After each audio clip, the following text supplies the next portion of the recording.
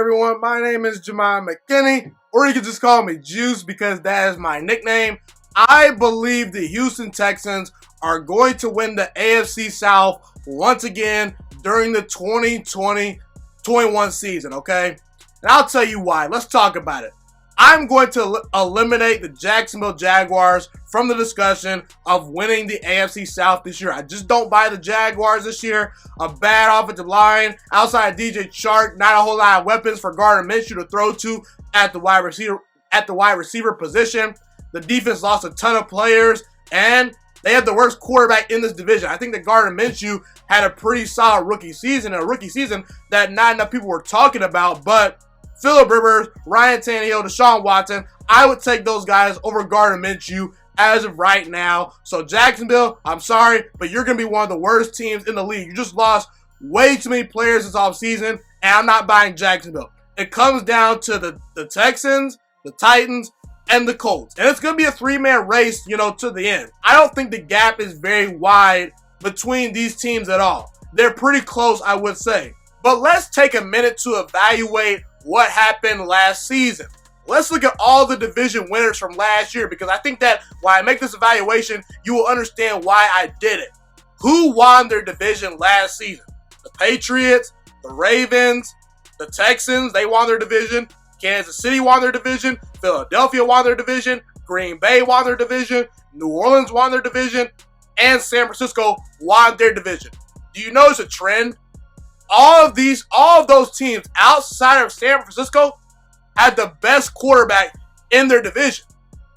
Tom Brady last year was the best quarterback in the AFC East. Lamar Jackson was the best quarterback in his division last year. Deshaun Watson was the best quarterback in his division last year. Same can be said for Patrick Mahomes, Carson Wentz. Do not argue with me, Dallas Cowboy fans. Carson Wentz is better than Dak Prescott. I've gone over this a million times. Not going to waste much time on it anymore. Aaron Rodgers is the king of the NFC North among quarterbacks. Drew Brees was the best quarterback in that division last year. And you can say Jimmy G is good, but he's not better than Russell Wilson. And Russell Wilson was inches away from winning that division last year in Week 17 in Seattle. So if you have the best quarterback in your division, it gives you a great chance to win your division, point blank, period. When's the last time the Vikings really dominated the NFC North? Outside of a couple years, Aaron Rodgers owns that division. Tom Brady has been owning the AFC East for nearly 20 years, guys. He's no longer there, but he's been dominating that division his entire career. Peyton Manning dominated his division when he was playing. And when I look at Deshaun Watson, I look at a guy that's a top 5 quarterback in the NFL right now. Let's evaluate the other quarterbacks in the league, okay? You look at Patrick Mahomes, I think that he's better than Deshaun Watson. You look at Russell Wilson, I think that he's better than Deshaun Watson. You look at Aaron Rodgers, I think that he's a little bit better than Deshaun Watson today, but you can convince me that Deshaun Watson is a little bit better than Aaron Rodgers today. Lamar Jackson, I think that's a push. They're about the same. I would give a slight edge to Watson, but you can debate me and say that, hey, you can convince me and say, hey, Lamar Jackson's better. He's won an MVP, okay? But outside of those guys, Carson Wentz is talented, but has he won a playoff game yet like Deshaun Watson? I don't think so. Tom Brady is the greatest quarterback of all time, but in a league where quarterbacks have to kind of be able to move and things of that nature and make plays off schedule, I'm sorry, but if Tom Brady doesn't have a great offensive line, I don't think that he succeeds. He had one of his worst seasons this past year. Drew Brees didn't play very well in the playoffs versus the Vikings. Okay, he lost at home to the Minnesota Vikings. If Deshaun Watson was on the Saints with that great offensive line, with those two good running backs, with Michael Thomas to throw to, with Sean Payton being his offensive coordinator who can design running plays for Deshaun Watson and design an offense for him, oh man, the Saints may have won the Super Bowl last year. So Deshaun Watson, in my opinion, is top 5 right now. I don't think that Dak Prescott's on his level. I don't think Matthew Stafford's on his level. That's just my opinion. Deshaun Watson is that guy.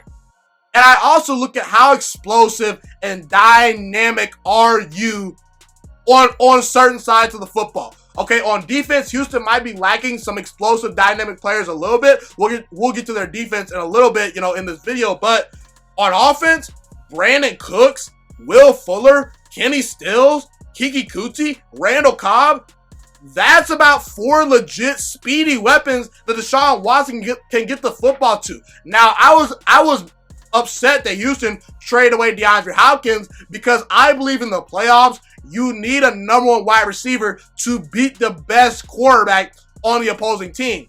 And while Houston has a lot of very good wide receivers, I don't see that type of wide receiver to beat press man coverage on 3rd and long, on 3rd and 10. I don't see that. That's why I don't think Houston is a threat once they get to the playoffs. But as far as the regular season goes, oh man, they're going to be able to score some points. Brandon Cooks has some speed. Will Fuller has some speed. Kenny Stills has some speed. Randall Cobb can work the short and intermediate routes. Darren Fells and Jordan Akers had very solid seasons at the tight end position this past year. And David Johnson, he's kind of been washed up a little bit the last couple of years, but he can catch passes out of the backfield. If he resurges his career, that's a very good running back. Duke Johnson, he's a dual threat running back as well. He's a 3-down running back. He can run between the tackles, he can catch passes out of the backfield, and he can pass block. So you got 2 very good running backs that can catch passes out of the backfield, that can, run the football effectively. You got 4 or 5 legit weapons that Deshaun Watson can spread the ball out to and just make plays. You just get the ball in these guys' hands, they can take it to the house. And when we look at the division, Ryan Tannehill and Phillip Rivers are the other 2 quarterbacks in this division. You mean to tell me Deshaun Watson can't win a division with Ryan Tannehill and Phillip Rivers in it? Phillip Rivers has a lot of respect from me, but this past season, he was not very good. And Phillip Rivers had a lot of good weapons to throw to last year. He had Keenan Allen. He had Austin Eckler out of the backfield. He had Mike Williams. I know the offensive line isn't great, but that's the thing. Phillip Rivers, he's just not what we look for in today's NFL. He can't move. He was never very athletic, and now he can't move at all, okay? And he's lost some accuracy. He's made some bad decisions as far as throwing the football into coverage when he shouldn't. I see a guy in Phillip Rivers that is past his time because Phillip Rivers is trying to complete passes that he used to be able to make. And he has not realized that, hey, I don't have that arm strength anymore.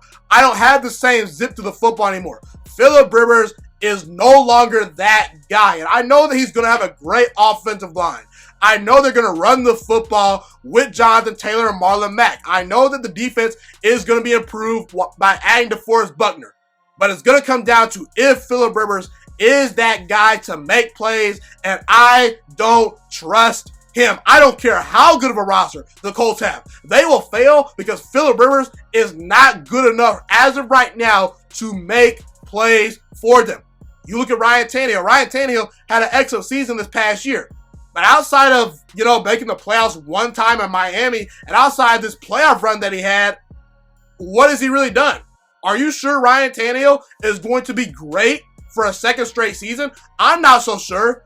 And when we look at the past couple years, the Texans have kind of owned the Titans. They've kind of had their number. So I think that because Deshaun Watson is an elite quarterback, this is going to guarantee the Texans win 10 games. I think that the roster is good enough to add about 2 more wins to Deshaun Watson's greatness. I think that Deshaun Watson is good enough to get you 8 or 9 wins just off of how good he is. And I think that the weapons he has on offense, an improved offensive line, I might add. Let's not forget the Houston Texans offensive line. They struggled the first half of the season, but in the second half, they played pretty darn well. The Texans offensive line has gotten so much better from Deshaun Watson's rookie season stepping into the NFL. They've got Laremy Tunsil, one of the best left tackles in all of football. Tyus Howard got hurt midway through the season this past year. He comes back from injury. The offensive line is going to improve. Max Sharping is a very solid young player that they have on that line. The Texans offensive line is well above average. Deshaun Watson is going to have time to throw the football. And on defense, you look at J.J. Watt. He's good for at least double-digit sacks every single year. He keeps chugging along. I know that he's probably a little bit injury-prone, but J.J. Watt is still one of the best pass rushers in all of football. You didn't lose DJ Reader, but you replaced him with Ross Blacklock. Whitney Merciless had a very solid season last year. And in the secondary, that's kind of where I have questions as far as Houston goes on their defense. But Justin Reed is one of the best young safeties in all of football. Darian Conley and Bradley Roby have a lot of talent. They have a lot of potential. They just need to unlock those things. And they're still very young. One of those players very well could break out this year. Same with Vernon Hargreaves, who had a disappointing stunt with the Buccaneers. But maybe with a new scenery, maybe with a new scheme that he has to work with, I think that he could be a good player. And honestly, I understand that people are giving Bill O'Brien a lot of heat. I've said that Bill O'Brien needs to be fired a long time ago. But see, the thing about Bill O'Brien is that he's not a terrible head coach. He's not an awful head coach. Now, has Houston reached their ceiling with Bill O'Brien? Absolutely. Is he a great strategist? I don't think so. Is he a great playoff coach? No, he's not. But Bill O'Brien is not an awful head coach. He's still good enough to win you a division. He's been coaching for 6 years in the National Football League. He's had 5 winning seasons. You're not an awful head coach with that resume. You're not. So Bill O'Brien, while he may not be good enough to win the Texans a Super Bowl, and while he may kill Deshaun Watson's development as a quarterback as far as him being maybe the best quarterback in football, because I look at Deshaun Watson with his ability to run the football and throw the football and just make plays off schedule, I think that if you put an offense that suits, if you put Deshaun Watson in an offense that absolutely suits his skill set, like Baltimore did with Lamar Jackson, I believe he can become the best quarterback in the NFL and win multiple MVPs. So I don't know if Deshaun Watson will ever reach that level, simply because I don't think that his coach is good enough. But Bill O'Brien is good enough to win this division. You've got 2 automatic wins versus Jacksonville, okay, this upcoming season, because Jacksonville's just not that good. You swept Jacksonville last year. There's no reason you can't sweep them again. And while Houston did not add a whole lot of players to their team, they didn't really lose a whole lot of players outside DJ Reader, who they replaced with Ross Blacklock, who was one of the best defensive tackles in the 2020 draft. And they also lost DeAndre Hopkins. And they did do a decent job of trying to replace his value. Now, like I said, once again, I don't trust the Texans' offense in the playoffs. But as far as the regular season goes, this little Madden OP offense, I believe in it. And listen, you're just basically going to be able to spread teams out and allow these wide receivers to get vertical, and Deshaun Watson can get busy. And at times, I did think Deshaun Watson kind of forced the football to DeAndre Hopkins a little bit, so that did cause some incompletions and some interceptions last year. Now he's just going to throw it to the open man.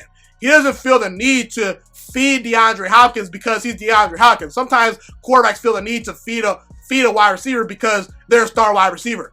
So look, don't overthink this, guys. Ryan Tannehill and the Titans are not winning this division. Phillip Rivers and the Colts are not winning this division. And Jacksonville, they may be picking for Trevor Lawrence or Justin Fields next season, because I know Minshew has some things that I like, but I see a low ceiling with Gardner Minshew. I don't think the Jaguars have set him up to succeed. And in reality, the Jaguars just aren't very good. They're going to be picking top 3 in the draft next year. So take out Jacksonville. Houston has the best quarterback in this division. They've got the most explosive players on offense as far as their wide receivers, tight ends, and running backs go. And they're going to win this division. And the reason is simply because Deshaun Watson is an elite quarterback, and he is just that guy. Thank you so much for watching this video today. Please also note that the Juiciest Sports Podcast is not just a YouTube channel. It is available on all podcasting platforms, including Spotify, Google Podcasts, iTunes, and Apple Podcasts. Also, if you enjoyed this video, be sure to like, comment, subscribe, and share this content with all your friends. This podcast is my favorite thing in the entire world right now. It is my passion. And I want more people to listen to this podcast. I really want this podcast to grow. Also, a fun fact about me is that I want to go into the sports broadcasting and media world once I graduate from the University of Toledo, a college in Northern Ohio. I currently am a freshman there right now. I am looking to become one of the next great sports broadcasters and analysts out in the world. And I potentially would like to start my own network if this podcast really truly grows. Or if I fall short of that goal, I would love to work for a big time network like ESPN or Fox Sports 1. I am open to all networks. So if you believe in my dreams and you see or hear my passion through the screen, be sure to tell all your friends about the Juiciest Sports Podcast. Stay motivated, you guys. Have a God bless day, and I'm out.